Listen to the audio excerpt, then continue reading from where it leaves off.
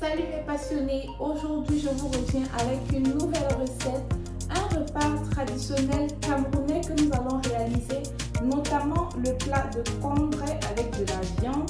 Comme vous pouvez le voir là, j'ai déjà hâte, je vous assure, je salive et je pense qu'au lieu de faire tout ce baladage là, on ferait mieux de passer déjà à la préparation ainsi qu'à la cuisson de notre repas.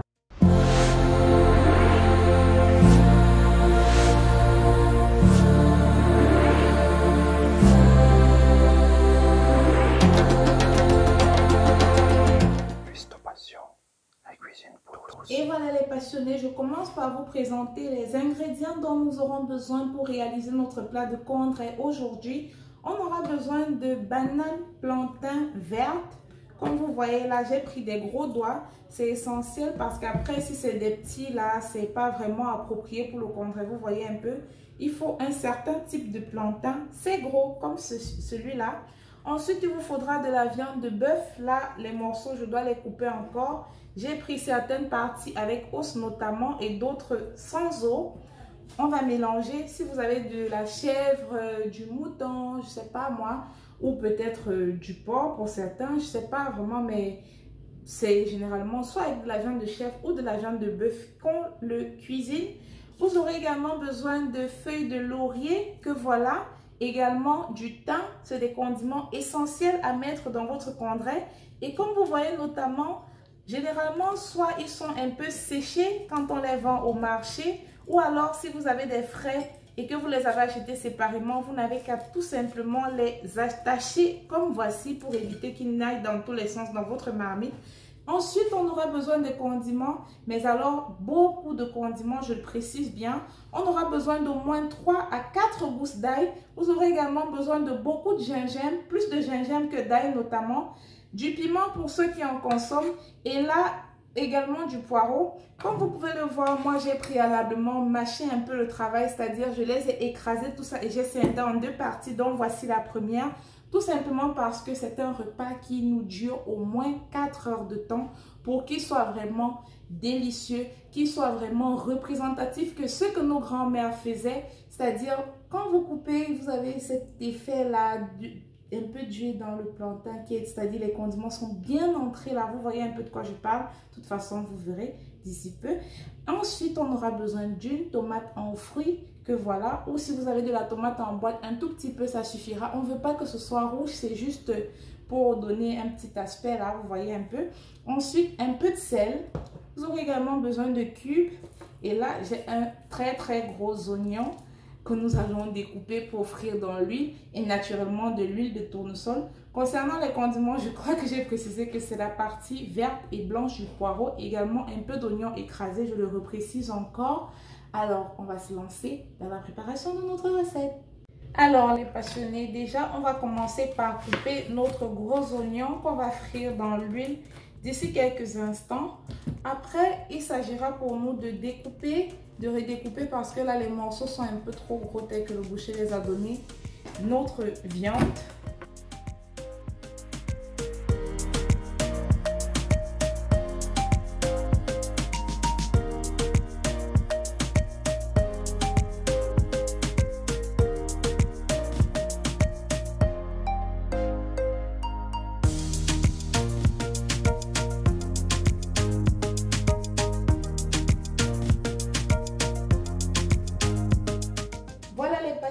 Maintenant, on va mettre notre casserole, votre grosse marmite. Quand je dis casserole, je me trompe, une bonne marmite bien dosée au feu. C'est ce style de marmite là qui est normalement adapté.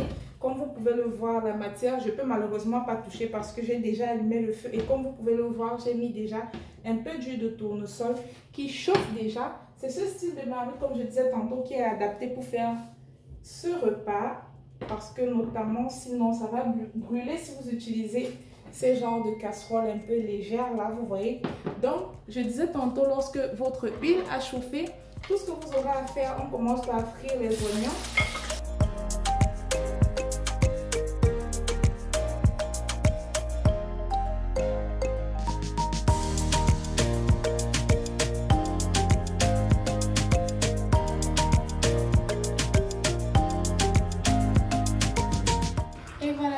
passionnés, on s'attaque maintenant au plantain vert qu'on va faire. Et pour ceux d'entre vous qui auraient cette inquiétude comme quoi ce n'est peut-être pas le moment approprié ou alors que la viande pourrait brûler, je vous rassure, ce ne sera pas le cas. Tout simplement, comme vous l'aurez constaté, les morceaux de viande, ils sont tellement gros, alors pas de souci, ils feront au moins 3 minutes, peut-être même plus comme prévu, le temps pour eux de pré-cuire pratiquement et d'être bien grillés comme je l'ai précisé. Et là, comme vous voyez, je fais tout simplement le plantain vert. Et généralement, ce que moi je fais, c'est un peu difficile de les mettre en entier comme ça, étant donné qu'ils durent déjà assez au feu dans la marmite. Donc du coup, je les coupe en deux là.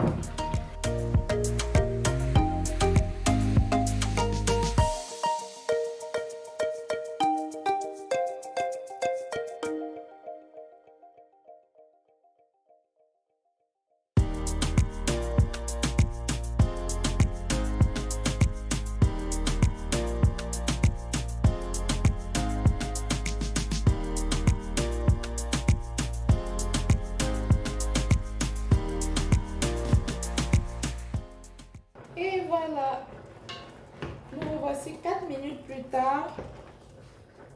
Ça fait pratiquement 1 minute 30 que j'ai fini d'éplucher nos doigts de plantain vert. Vous voyez, ça a cet aspect-là déjà la viande. À cet instant maintenant, ce que nous allons faire, nous allons rajouter la tomate écrasée. Là, j'ai écrasé de la tomate, notre tomate en fruits et le piment, comme je vous l'avais dit. On va rajouter cela dans notre préparation.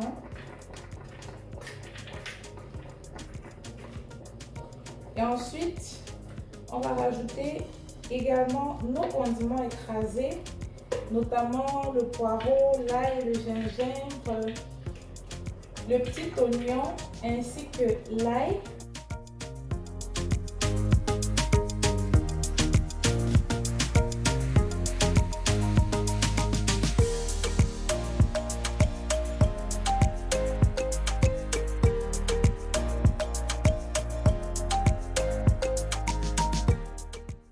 Et voilà les passionnés, nous revoici 4 minutes plus tard. On regarde un peu si c'est prêt. On récupère la spatule. Vous voyez, ça n'a pas collé. C'est pourquoi on mettait à feu moyen. Ouh, ça va. Par contre, on doit faire attention en tournant comme vous me voyez faire là. Voilà. Maintenant, vous avez remarqué, l'eau de la viande est ressortie tout seul. On n'a pas rajouté d'eau, on a rajouté rien que nos condiments et notre tomate, comme vous avez constaté. Maintenant, ce qu'on va faire, c'est qu'on va tout simplement goûter déjà pour voir si le sel, le cube et tout ça, ça suffit. Moi, je trouve que ça va. Je récupère ce style de louche là qui est comme une passoire, vous voyez un peu. On va retirer la viande maintenant avant de rajouter nos doigts de plantain vert.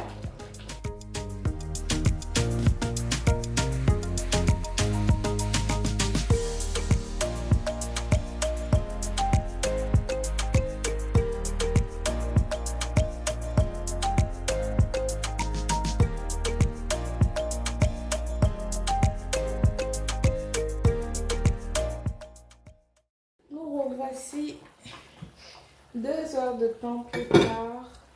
On va regarder un peu. Comme vous voyez, l'eau a déjà un peu diminué là. Je vais essayer de prendre quelque chose pour piquer un peu pour que vous voyez pour le plantain. Même la viande, elle n'est pas encore bien cuite. Vous pouvez l'observer. Regardez, le plantain, c'est encore un peu dur. Donc, on va tout simplement laisser que ça continue de cuire davantage. Il faut que ce soit vraiment bien cuit là, comme vous voyez. Tout ce qu'on va faire, on va laisser toujours à feu doux. On va rajouter un peu d'eau davantage.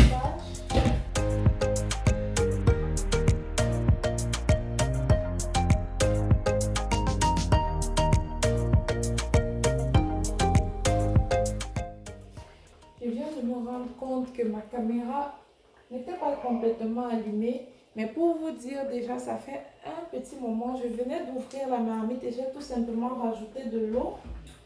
car ça nous fait au total déjà 3h30 qu'il est au feu là maintenant. L'eau avait complètement tari pour vous dire déjà à quel niveau ça se trouvait. Là, j'essaye de récupérer une cuillère. J'ai rajouté un peu plus d'eau jusqu'à ce niveau si vous ne voyez pas complètement plein. Et la deuxième partie de condiment dont je vous parlais, je le mets maintenant au-dessus de notre préparation dans la marmite. Comme vous me voyez faire là.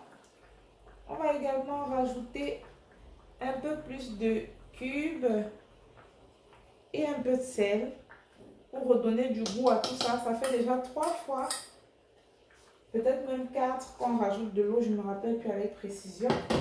Donc, il faut qu'il y ait du goût, non seulement, et c'est très important. Donc, on rajoute ça. Voilà, le niveau d'eau, c'est bon. On va mettre maintenant un peu de cube pour donner un peu plus de peps à tout ça. Et on va ensuite recouvrir notre casserole et laisser cuire maintenant à feu bien doux. On ne veut pas que ça tarisse complètement. On ne veut non plus que ce soit lolo. On veut que ça continue, que ça termine de cuire dans de très très bonnes conditions.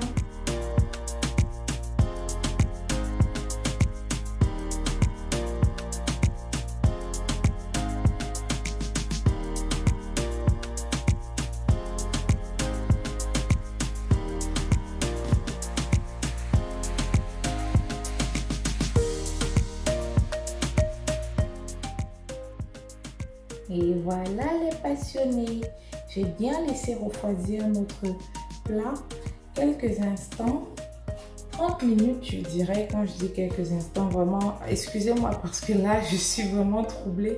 Vous savez, l'attente, ça peut rendre fou, hein? Mais comme je l'ai précisé, pendant la préparation de notre plat, de notre délicieux plat de congres, je vous ai dit les bonnes choses sont celles qui nécessitent de la patience, du travail. Et c'est ce que nous avons fait aujourd'hui, notamment avec ce plat. Regardez-moi ça. Je vais goûter déjà là.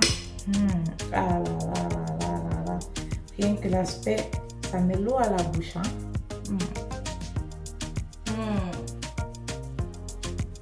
C'est pas croyable comme c'est bon. Ah. J'espère que vous m'excuserez de manger un peu plus que d'habitude.